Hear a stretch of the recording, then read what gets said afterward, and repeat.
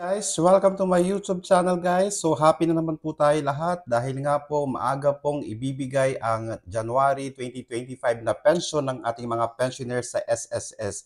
Ulitin po natin, yung pension po natin para sa January 2025 po ay ibibigay na po this week. Ayan po, sa January 2025 po natin ay ibibigay na po sa December 27, 2024 po. Ayan.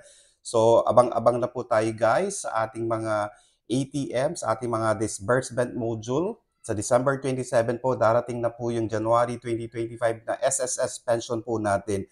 And yung sa second batch naman po, regular crediting pa rin po tayo. Ayan, January 16 po siya makikredit sa inyong mga account. And then sa February po, mamumove po ulit yung February SSS pension po natin sa January 31, 2025 po.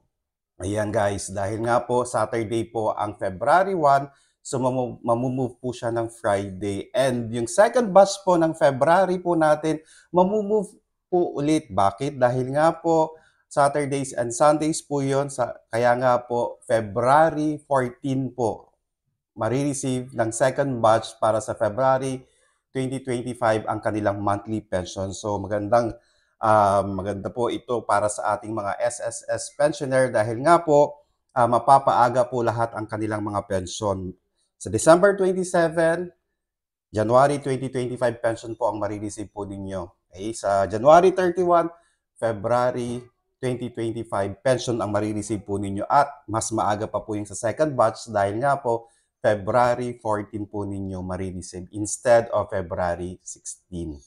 Ayan guys, so abang-abang na po tayo para sa ating mga January 2025 first batch dahil December 27, 2024 po marireceive or makikredit sa ating mga accounts. Maraming salamat po and stay safe. Bye-bye!